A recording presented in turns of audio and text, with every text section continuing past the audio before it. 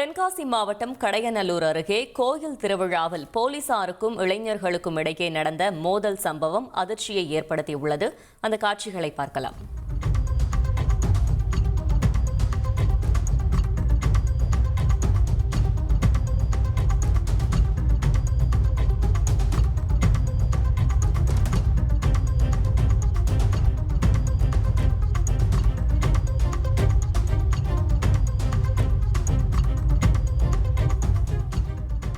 கூடுதல் தகவல்களை செய்தியாளர் சுலைமான் வழங்கிட கேட்கலாம். சுலைமான், வணக்கம். இந்த மோதல் சம்பவம் தொடர்பான மேலும் தகவல்களை சொல்லுங்க.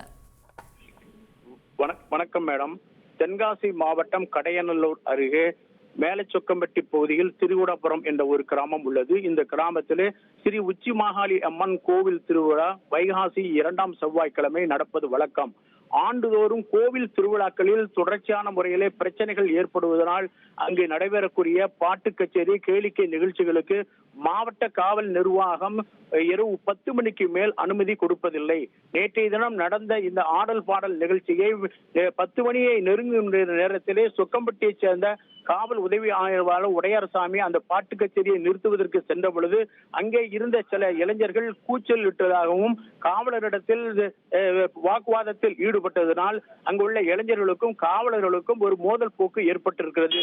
உடனே காவலர்கள் பொதுமக்களை கண்மூடித்தனமாக தாக்கும் ஒரு காட்சி தற்போது வீடியோ வைரலாக வந்து கொண்டு இருக்கிறது. மேடம், தகவல்களுக்கு நன்றி சுலைமான்.